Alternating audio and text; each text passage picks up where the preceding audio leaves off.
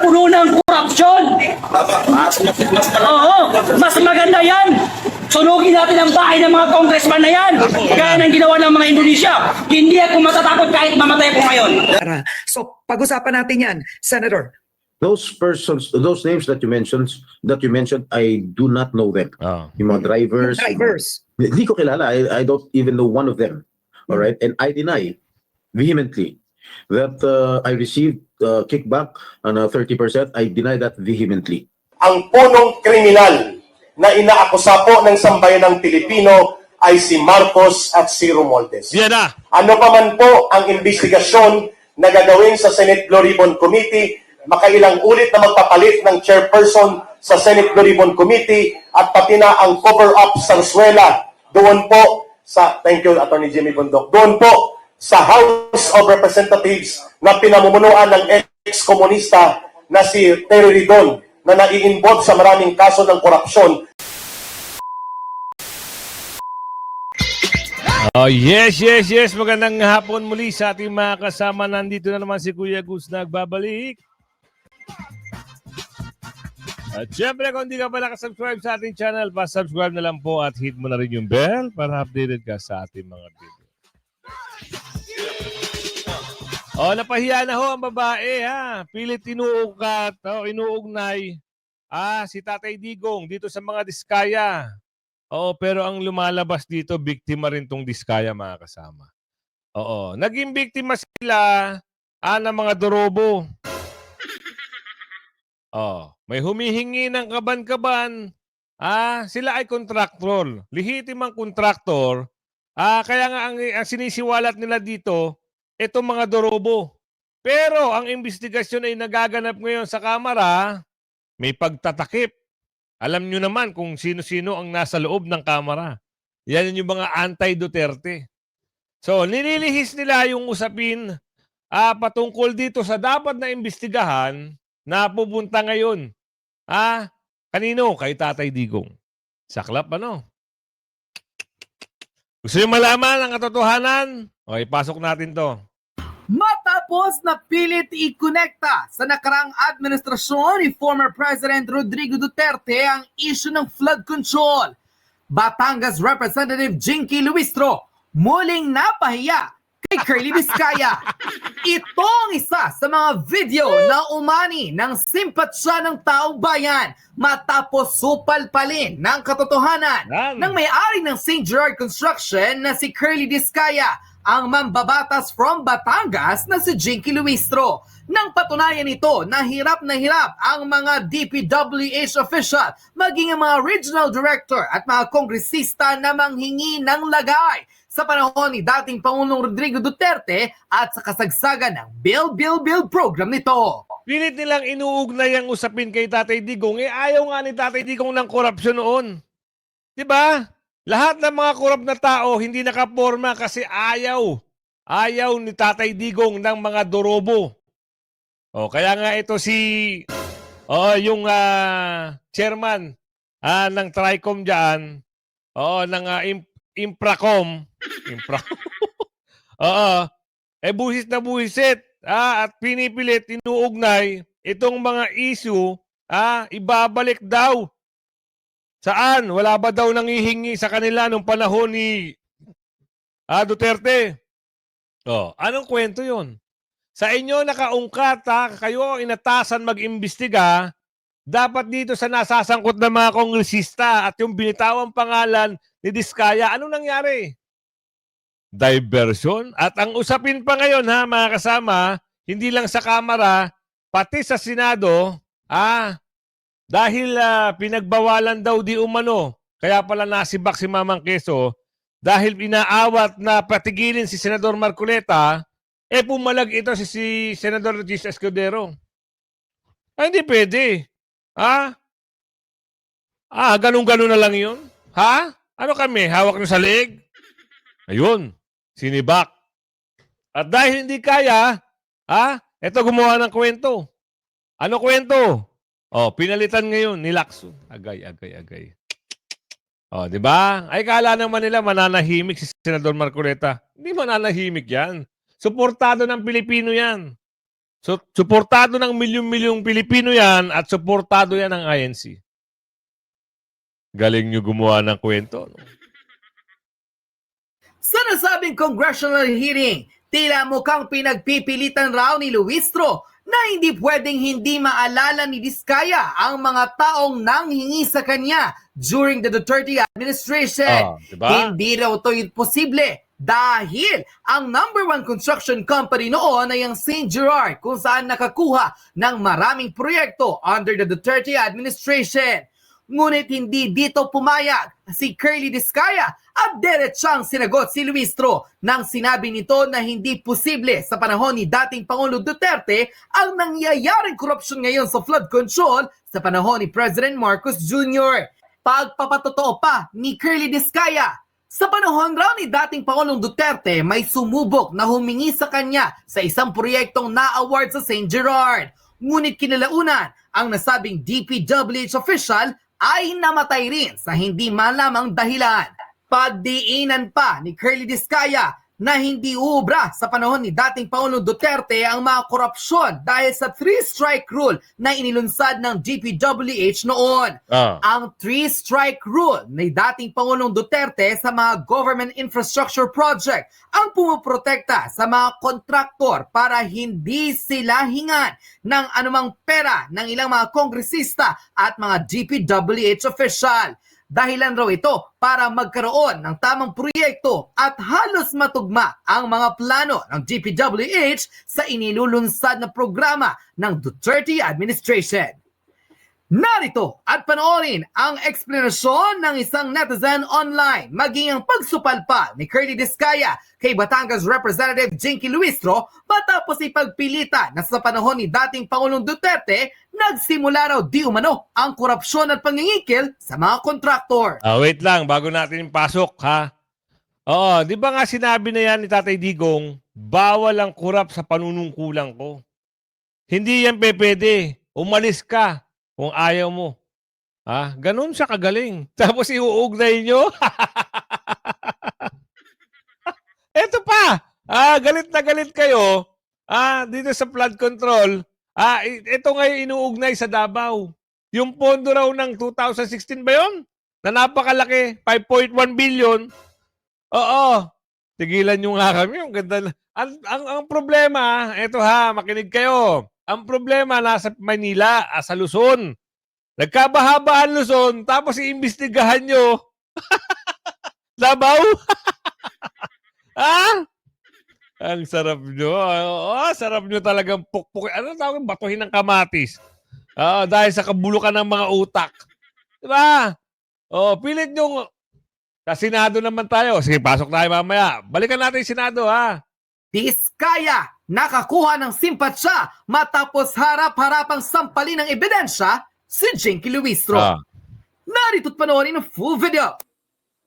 That the revenue that you are generating during the former administration, 2016 to 2022, is bigger than the revenue that you are generating under the current administration. How can you explain this?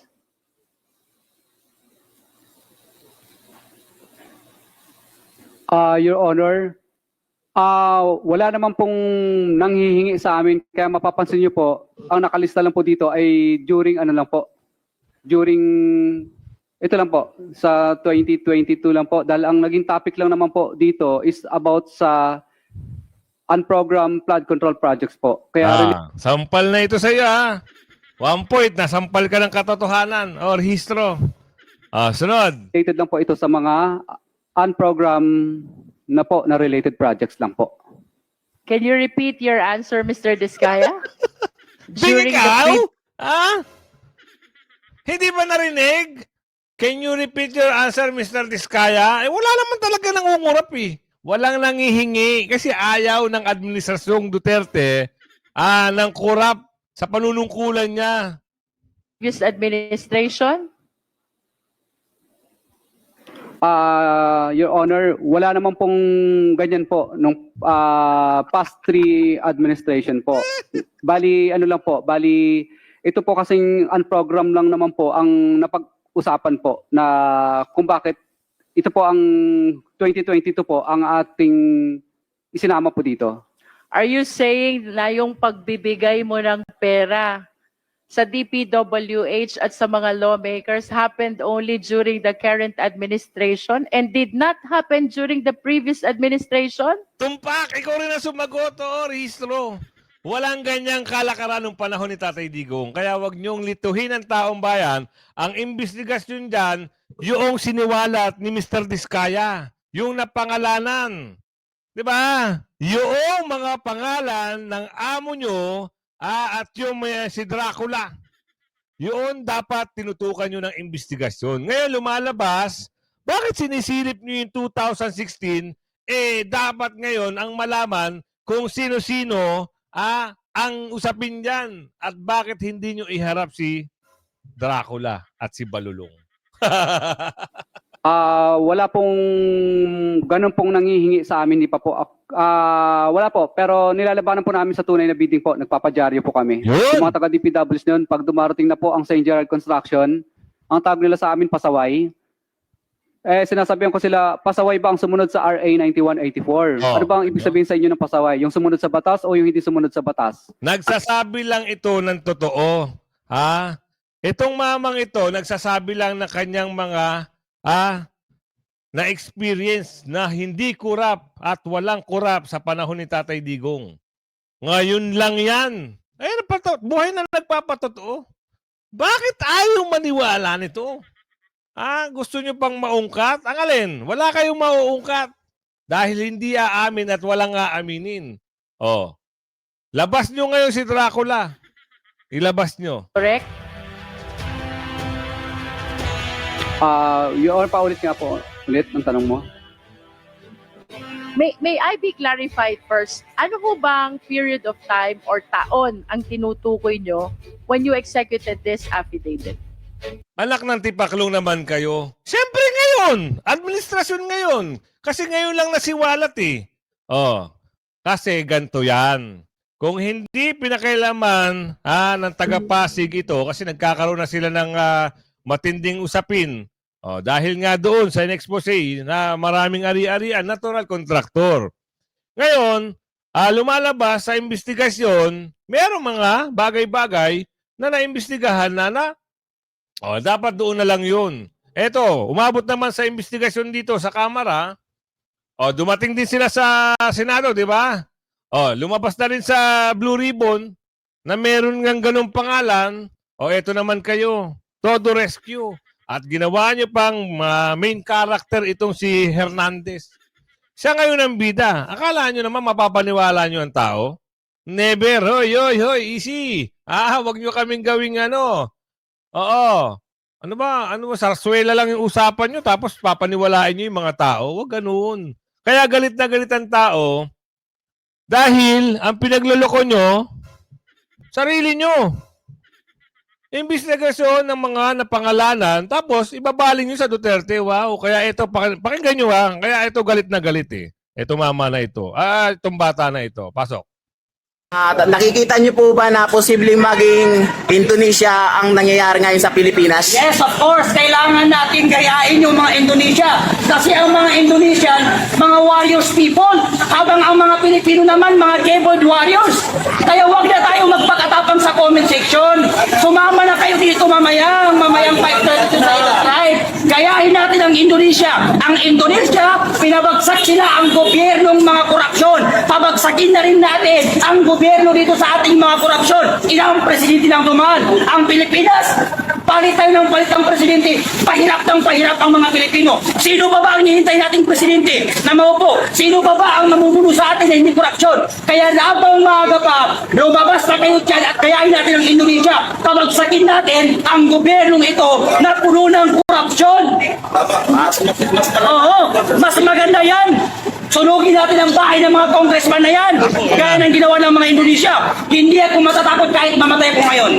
Hindi ako matatakot na mamatay. Hindi ko pagsisisihan na nagsasalita ako ng katotohanan laban sa mga politikong buhaya na yan.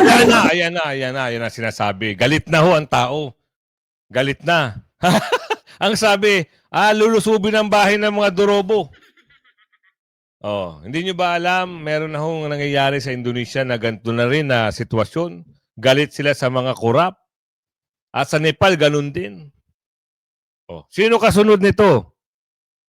Pag itong investigasyon na to ay napunta na naman at pinatungkol sa mga Duterte, talagang pinipilit nilang ang tao ay magwala. Oh, balik tayo sa Senado. Sino ba ang inimbestigahan? Sino ba ang humawak ng investigasyon? Bakit nyo ba binigayan at bakit nyo ba sinabing imbestigahan? Sige nga, punta tayo doon. Kasi ang lumalabas dito, mayroong nasukol. May pangalan, 2 pangalan ang binanggit ni Mr. Diskaya na parang doon na pupunta yung 25%. Nakakagulat. Ilang milyones, ilang bilyones ang kontrata. Pag kinumpute nyo yung 25% kada kontrata, malaking pera. Umugong ang pangalan. Ngayon, idadivert naman nila ngayon. Ano ba sabi sa investigasyon? Meron bang senador na humihingi sa inyo ng komisyon? Sumagot naman ito si Hernandez. Wala naman, di ba? Eto naman, kinupkup sila ng taga-kamara. Ay, alam nyo naman yan. Lahat niyan, halos lahat na nandyan, anti-Duterte. Ganyan din ang ginagawa ngayon. Saan? Bakit umuwi to si Karma? Si Karma raw ang magiging star witness ngayon. Agoy. Isipin nyo. Diba? Panibagong playbook, panibagong movie na naman ang abangan natin. Diba? Isipin nyo. Balik tayo dito kay Kuya Jinggoy. Si Kuya Jinggoy, given na yan. Yung pangalan niya nadadawit, ginagamit, at itong Senador Villanueva. Sila kasi yung mga naninindigan dito sa mga kurap na tao. Isipin nyo, si Kuya Jinggoy hindi ito bumitaw sa Duterte. Si Chis Escudero pumanig kay VP Sara. Si Villanueva inuugnay sa flood control, hindi naman. Dahil nga merong tao, 2 taong malalaki ang sungay, ngayon 2 tao rin ang iuugnay nila para pagtakpan ng issue sa natabanggit na pangalan. Bakit hindi nyo ipatawag dyan sa kamera itong 2 tao na to? Si Dracula at si Balulong. Bakit hindi nyo mapatawag? Lagi nyong ibinibida itong si Jubante, na tahol ng tahol. Ang tanong ng taong bayan, nanalo ba yan? Sige nga, isipin nyo. Nanalo ka ba? At tahol ka ng tahol dyan? Saklap, di ba? Ito, sabihin natin, ilan na lang ang minority? 9 na lang sila. May mga taksil dyan. Sa majority pala, may mga taksil dyan. Yung gumamit sa pangalan ni VP Sara at mga Duterte. Pangalanan mo na. Tamay, tahimik lang. Yung kapatid. At ito pa. Di natin alam yung biniro. Nung manliligaw. Hindi ko alam kung anong laro nitong magkapatid na to.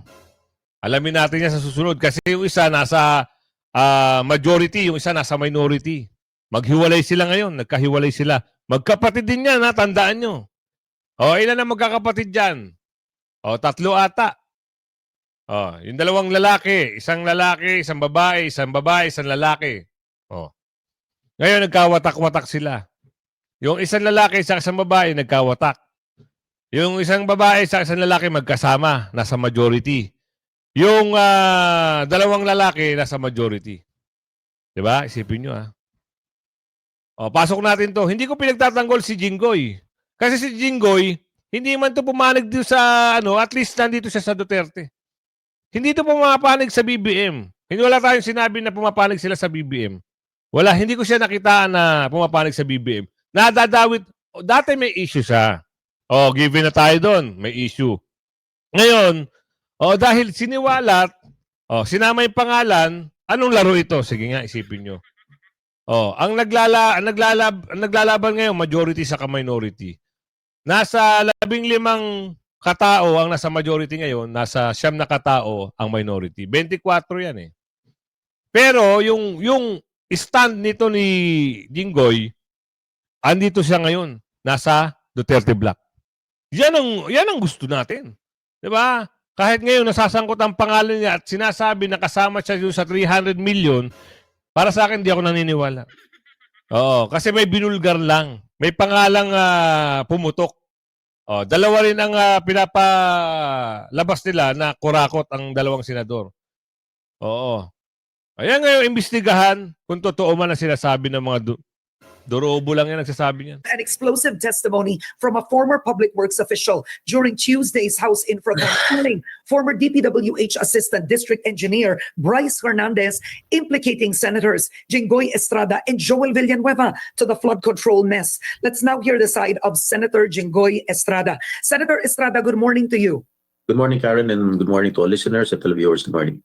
All right. The allegation of DPWH engineer Hernandez, I'll read it, is that you channeled 355 million worth of projects to Hagonoy and Malolos in 2025 with the DPWH, his boss saying 30% ang SOP kickback mo. And your point persons were the DPWH drivers Christian Santiago and Andre Balatbat under the direction of former district engineer Alcantara. So pag-usapan natin yan, Senator. Those persons, those names that you mentioned, I do not know them. Yung mga drivers. Hindi ko kilala. I don't even know one of them. All right, and I deny vehemently that I received kickback on 30%. I deny that vehemently. Okay. And lahat yung mga sinasabi ng Bryce Hernandez during the House hearing yesterday, wala naman siyang ebidensya. That is that is plain and pure hearsay. Now, Senator, did you, let's start first with this, in 2025, did you recommend projects in Hagonoy and Malolos worth 355 million? Because No. the records would bear that. No, I did not. In fact, those projects that he mentioned are already in the GAA, the General Appropriations Act of 2025. They can see it. It is a public document. But did you recommend it? No. Were you the one No. I never recommended. sa Hagonoy and Malolos? Yes. No. I never recommended. I never inserted. Walang insertion sa amin. Kasi nakita nyo naman si Congressman Toby Tiangco, nahanap niya na yung bawat distrito, eto recommended by Zaldico, recommended. Sa Senado ba, paano ba kayo nagre-recommend ng proyekto? Well, wala kaming nire-recommend. Actually, we can amend. Pwede kaming mag-amend. For example, ako po, I was a vice chairman of the Committee on Finance and I handled the budgets of MTRCB, FDCP, and Human Rights. Ako yung nag-handle ng mga government agencies na yan. So yung FDCP, halimbawa, they needed 10 million pesos para sa, or 20 million pesos para sa archives, para magkaroon sila ng archives ng mga lumang pelikula natin. So I recommended to the Finance Committee na dagdagan ng budget ng FDCP. Ganun lang naman yan. Okay. Now, clearly, you know District Engineer Henry Alcantara, right? You have photos with him. Yes. Number one, on your birthday in Soler, was he invited? First of all, the picture that was shown in public was not on my birthday. Eto, He was we're lying. showing now on screen, yung naka-selfie kayong dalawa. Birthday mo ba to, sir? So, hindi ko nakikita eh. Okay, all right. Well, Was I wearing a red jacket? Yes, a red Okay, jacket. that was not on my birthday because nung birthday ko, my 60th birthday, nakasuit ako. Okay, I remember vividly. I was wearing a suit, not a red jacket. So, kailan po ito, Senator? Do you remember? Well, sa dami ng mga events, I cannot recall. Maybe pwedeng victory party ko yan, pwedeng oath-taking ko yan nung when I just won as a senator. But be that Why would as he it be may, there? Senator, why would the DPWH District Engineer I invited, alam mo naman tayo mga Pilipino, mahilig tayo sa mga sabit. No? Eh siguro kilala niyo yung mga ibang kaibigan ko, siguro sumabit siya and I don't even know him and gusto magpa-picture sa akin, wala naman akong tinatanggihan pag meron gusto magpa-picture taking sa akin. Alam naman tanungin ko siya, sino ka? Drug lord ka ba? Gambling lord ka ba? I wouldn't have asked those questions, di ba? Okay. Remember, we are public figures. Kahit sino pwede magpakuha ng picture sa atin. There's another photo that was shown in Congress. Nakabarong ka doon, I believe, and Alcantara was beside you. Can we show that photo? I think I saw that pic. I cannot see it on the Yeah, screen. oo. I think kasama dyan si Secretary Laguesma. Yes. Am I correct? Yes. Because I saw that yesterday. No, I think that was my my oath taking, wherein I invited some of our cabinet officials. But once again, the district engineer is there. For somebody you don't know, why would he be in your oath taking or a victory party? You get me? Why would why would the level of a district engineer be there, and him specifically? Maybe he was accompanied by the former city engineer of Manila when my father was mayor, si Engineer Robert Bernardo. Maybe Engineer Bernardo tagged him along because I heard that he was the deputy city engineer, the assistant city engineer of the city of Manila when my father was mayor of Manila. Ito ha. Ano man mangyari sa investigasyon na ito? Ito ha, bibigyan ko lang ng hindi ko siya kinakampihan. Pero sa nangyayari ngayon na yung mga bakulaw ay pilit inuugnay yung investigasyon sana na dapat sa mga dorobo ay napupunta sa kay Tatay Digong at idadivert ngayon sa usapin na ito para lang ilihis ang usapin doon sa kinantang pangalan. Oo, yung stand ni Jinggoy para sa mga Duterte at ngayon nasa Duterte block sila sa minority. Hindi pa natin sure kung nasa Duterte block siya ngayon, pero nasa minority siya kasama sila Senador Bato, Senador Amy Marcos at yung mga iba pa. Oo, dito na ako. Kay Jinggoy, kaysa naman doon sa mga sinungaling na nasa kamera at gumagawa ng issue. Investigasyon sana doon sa mga nababanggit na pangalan. Ang nangyayari, investigasyon na patungkol kay Tatay Digong. Inuugnay. Naku. Kaya nagagalit ngayon itong PDP laban. Ano sabi rito? Sino yung mga nagsasalita dito ngayon? Dapat, ano ba dapat dito? Dapat malaman nyo kung ano yung mga sasabihin dito at pakinggan natin kung ano yung pag-uusap dito. Liliwanagin natin, hindi natin kinakampihan kung totoo man yung issue ng 355 million ni Mamang Jinggoy, pero yung stand niya sa mga Duterte, doon ako bilib. Tuloy, ano to? Oportunidad na sila'y makapanindigan at makapagpapahayag. Malinaw po ang problema ng punot dulo, ang punong kriminal na inaakusa po ng sambayan ng Pilipino ay si Marcos at si Romualdez. Ano pa man po ang investigasyon na gagawin sa Senate Blue Ribbon Committee, makailang ulit na magpapalit ng chairperson sa Senate Blue Ribbon Committee at pati na ang cover-up Sarsuela doon po sa, thank you Attorney Jimmy Bundok, doon po sa House of Representatives na pinamumunuan ng ex-komunista na si Terry Ridon na nai-involve sa maraming kaso ng korupsyon at sinipa din ng Communist Party of the Philippines at ni Pangulong Duterte, wala pong patutunguhan ito kung hindi matutumbok ang tamang punot dulo ng pinakakriminal na tinatawag nating monumental restoration of plunder and corruption. At walang iba kundi si Marcos at si Romualdez. Icing in the cake lang po kung ang pag-uusapan ng flood control projects kung ikukumpara sa pattern of systematic restoration of plunder. Number one, wala na pong balita ang Maharlika Discarded Fund. 500 billion pesos, 50 billion galing sa Land Bank, 125 billion or 75 billion galing sa Development Bank of the Philippines, and no less than the International Monetary Fund. And ang nagsasabi na ibalik yan sapagkat yan ay para sa suporta ng mga maliliit na sektor ng lipunang Pilipino. Hindi na ibabalik. Wala pong balita ngayon at parang kinalimutan natin na ang author ay si Recto at si Marcos upang kulimbatin ang PhilHealth.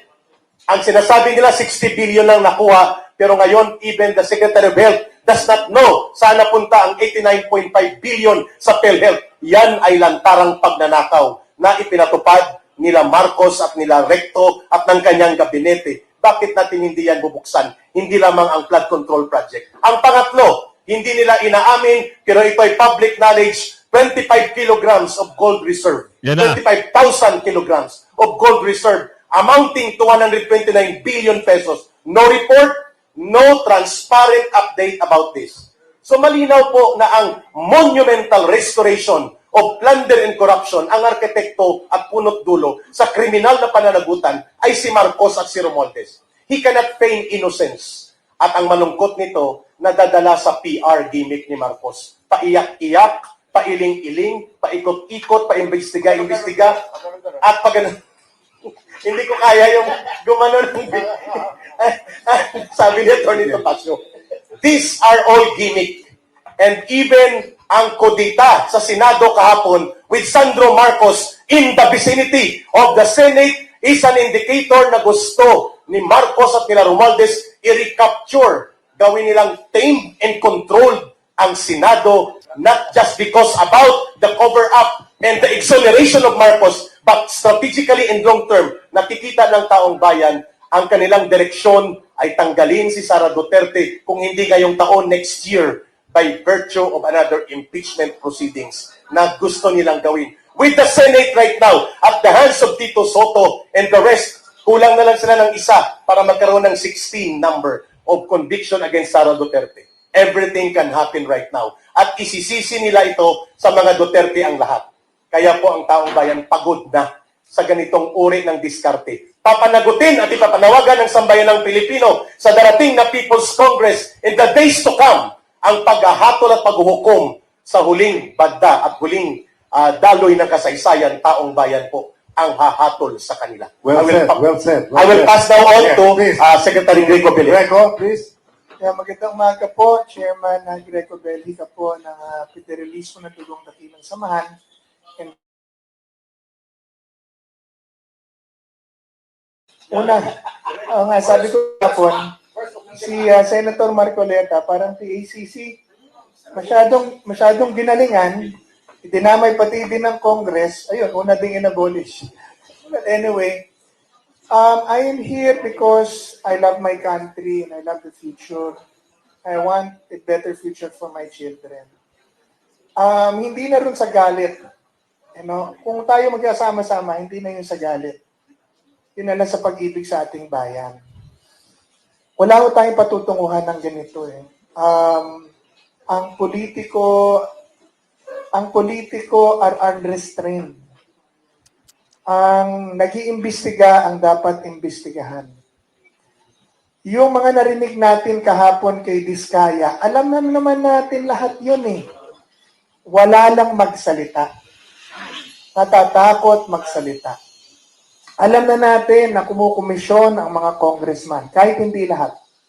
Alam na natin na kumukomisyon ang DPWH at ang mga implementing agencies. Alam na natin na mga contractor kumikita. Alam natin lahat yun. Narinig lang natin. We were just waiting to see on TV in the Senate the entire complete triangle of the corruption and syndicated activity in government. Finally, si Diskaya nagsalita kahapon. She can lie, yes. She can also tell the truth. Tama. Pero ang gusto nating malaman at this point, ano ba talaga ang totoo? Diba? Sino ang maghahanap ng katotohanan? Dahil kahapon nandun si Toby Chanco, congressman, insider, corroborating his evidences and statements with the statements of Diskaya. Andun din ang DPWH, uma-agree sa lahat ng sinasabi nila na mayroong mga anomalya. Ano pa? All we need to do right now, kaya po, saan tayo pupunta?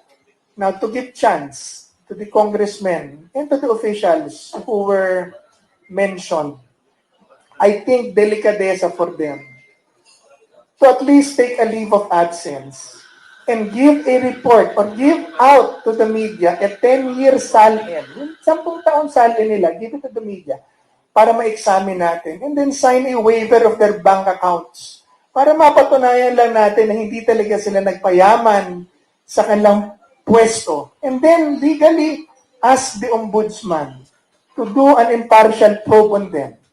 And then, sali tayo sa People's Congress. Lahat ng Pilipino, sali tayo, pag-usapan natin, pag nakita na nito, pag nakita na po natin kung ano talaga nangyari, papayag ba tayo na araw-araw na lang tayong sampalin ng mga opisyal na nagnanakaw ng pera ng bayan at kinabukasan ng ating bansa? Sinasampal tayo araw-araw na nananatili sila dyan at nagtatago. Can you imagine what they did today? After the revelation of Diskaya, they now form their own investigating committee, yung Infracom, sila ang nasasakdal. Tama. Pero sa mo sila isasampay? Ibig sabihin po, these are powers that we really have to work on reducing from government. That this will not stop. Patay na tayo, ganito pa rin to pag hindi rin bago. Mga anak natin will inherit the same thing. That's why I am here today to add my voice to the many voices of the people protesting. Thank you, Greco. Fred, tingnan natin yung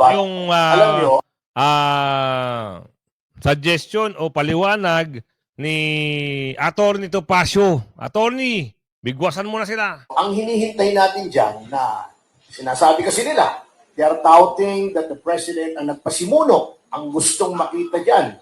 Bago sinasabi, I think yesterday nabasa ko na sabi ni Executive Secretary Bersamin, it's ready for signature, yung Truth Commission.